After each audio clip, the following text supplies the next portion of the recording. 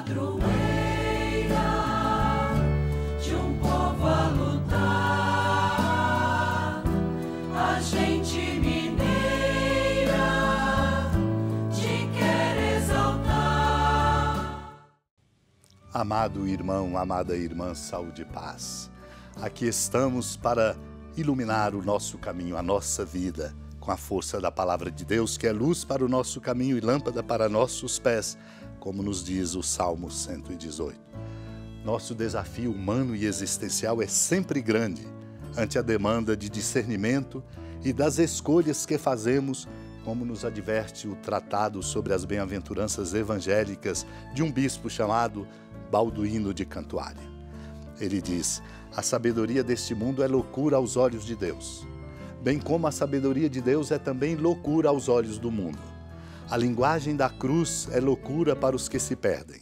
Lembremos-nos do apóstolo Paulo escrevendo aos Coríntios. A linguagem da cruz é, de certo modo, a da pobreza e do sofrimento. Costumamos dizer: a pobreza é uma cruz, o sofrimento é uma cruz, mas os filhos de Deus, os filhos da luz, compreendem a sabedoria de Deus. Os filhos deste mundo, porém, no trato com os seus semelhantes, são mais sagazes que os filhos da luz. Por isso, os filhos do mundo e os filhos da luz consideram-se uns aos outros estultos e insensatos. Aqueles estão voltados para as vaidades e falsas ilusões, enquanto estes amam como sendo luz a loucura da pregação pela qual Deus quer salvar os que creem. O homem carnal, meu irmão, minha irmã, não percebe tais coisas e, julgando-as tolas, não pode compreendê-las. Esta disputa entre a sabedoria de Deus e a do mundo abala no coração de muitos os fundamentos da fé e a tal ponto que, se possível fosse, atingiria os próprios eleitos. Os fracos se lamentam na tribulação, os perfeitos, mesmo nas tribulações, se alegram, o que é sinal de fortaleza, embora sofram devido à sua fragilidade. Não se deve pensar que os perfeitos estejam isentos de fraqueza, pois é na fraqueza que a força se realiza plenamente, como nos lembra o apóstolo Paulo escrevendo aos Coríntios na segunda carta, capítulo 12, versículo 9. Naquele tempo disse Jesus aos seus discípulos: não junteis tesouros aqui na terra, onde a traça e a ferrugem destroem e os ladrões assaltam e roubam. Ao contrário, juntai para vós tesouros do céu, onde nem a traça e a ferrugem destroem, nem os ladrões assaltam e roubam. Porque onde está o teu tesouro, aí estará também o teu coração. O olho é a lâmpada do corpo. Se o teu olho é sadio, todo o teu corpo ficará iluminado. Se o teu olho está doente, todo o teu corpo ficará na escuridão. Ora, se a luz que existe em ti é escuridão, como será grande a escuridão? Amado e amada de Deus, o Senhor nos trata com muito carinho, adverte-nos, toma-nos pela mão, conduz-nos, exatamente para que nós não sejamos fracassados e não permaneçamos na escuridão. Ele nos dá, portanto, a direção certa. Muitas vezes o nosso coração, no contexto da nossa sociedade contemporânea, nos convence de que o bem está em ajuntar. E por isso fazemos crescer no coração humano a mesquinhez. Mesquinhez que cega e faz com que haja indiferença. E essa indiferença que não nos deixa ver tantas coisas que nós precisamos ver e tomar providências urgentes, inclusive ter a sabedoria necessária para encontrar soluções para problemas muito graves, como a exclusão social, a pobreza e a miséria de tantos irmãos. Por isso o Senhor nos diz: não junteis tesouros aqui na terra, onde a traça e a ferrugem destroem e os ladrões assaltam e roubam. Ao contrário, juntai para vós tesouros no céu, onde nem a traça e a ferrugem destrói, nem os ladrões assaltam e roubam.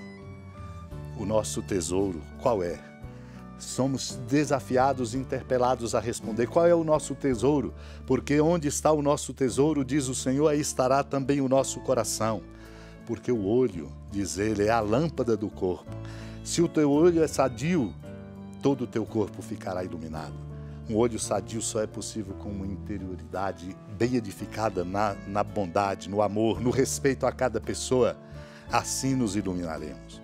Mas se o olho for doente, o corpo todo ficará na escuridão. Se a luz que existe em cada um de nós é escuridão, como será grande a escuridão? Exclama o Senhor.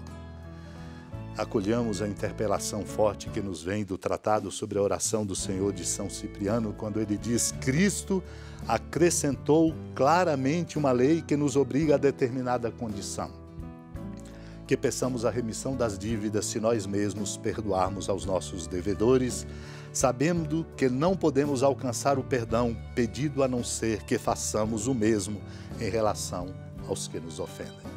Por esta razão, meu irmão, minha irmã, ele diz em outro lugar: com a mesma medida com que medirdes, sereis medidos. E aquele servo que, perdoado de toda a dívida por seu senhor, mas não quis perdoar o companheiro, será lançado no cárcere.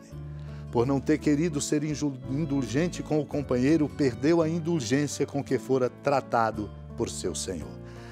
Cristo propõe o perdão com preceito mais forte e censura ainda mais vigorosa. Quando fordes orar, diz ele: perdoai se tendes algo contra outro, para que vosso Pai que está nos céus vos perdoe os pecados. Se, porém, não perdoardes, não recebereis o perdão do vosso Pai, que não vos perdoará os vossos pecados. Não te restará a menor desculpa no dia do juízo, quando serás julgado de acordo com a tua própria sentença, e o que tiveres feito, o mesmo sofrerá. Meu irmão, minha irmã, que essa interpelação nos coloque num caminho, em uma dinâmica, em um comprometimento profundo de ter um coração puro, bom, porque é bom ser bom. A Deus, pela intercessão da amada Mãe Maria, supliquemos esta graça. Senhora da piedade, Mãe Virgem do Cristo Deus. Lembrai-vos, ó piedosíssima Virgem Maria, que nunca se ouviu dizer que alguém daqueles que, tendo recorrido à vossa proteção, implorado a vossa assistência e reclamado o vosso socorro, tenha sido por vós desamparado. Animado com igual confiança, a vós recorro, ó Virgem das Virgens, e gemendo sob o peso dos meus pecados, me prostro a vossos pés. Não desprezeis as minhas súplicas, ó Mãe do Verbo encarnado, mas dignai-vos de as ouvir propícia e de me alcançar o que vos peço. Amém. Feliz padroeira de um povo a lutar, a gente mineira te quer exaltar, não só lá na serra, tu és esplendor de toda esta terra, também és fulgor.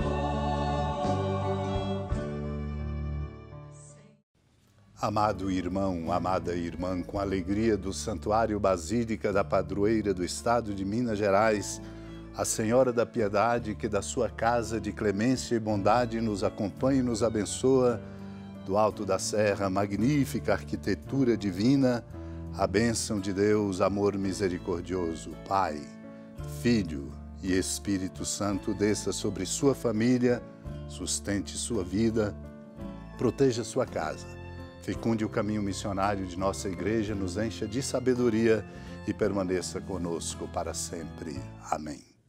Feliz padroeira